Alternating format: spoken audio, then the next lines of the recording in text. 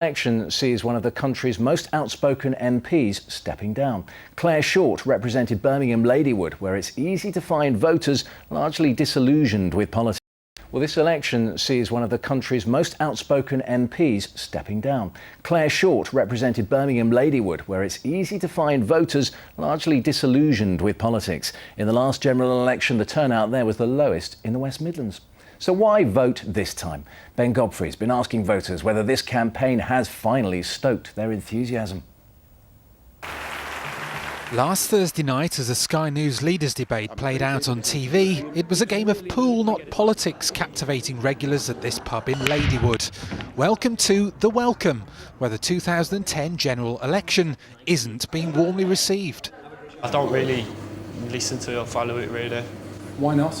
Because I don't know, it's just a big thing, it's hard to understand.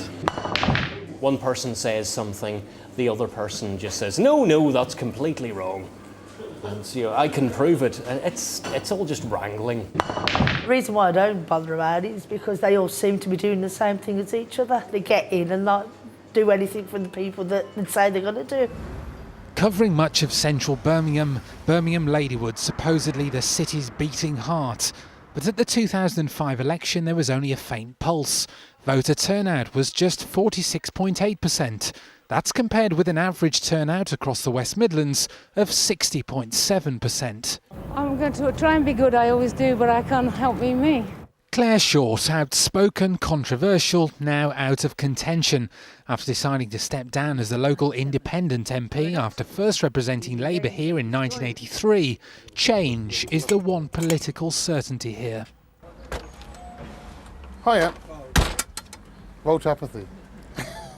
You could argue that there's plenty of reasons to vote. This constituency may be home to millionaire footballers, but official studies show it's one of the poorest areas in the country. Apart from a break in 1969, Labour's held this seat since the Second World War. One possible reason for low turnout. Also, the electoral register may not be completely accurate. The chances are that there are quite a lot of people on the register who have stayed on, even though they've actually moved out of the constituency. And there's a great many others, an increasing number, I believe, particularly of young people who aren't registering. On tonight's programme, we'll hear what the candidates are doing to change perceptions. Ben Godfrey, BBC Midlands Today, Birmingham.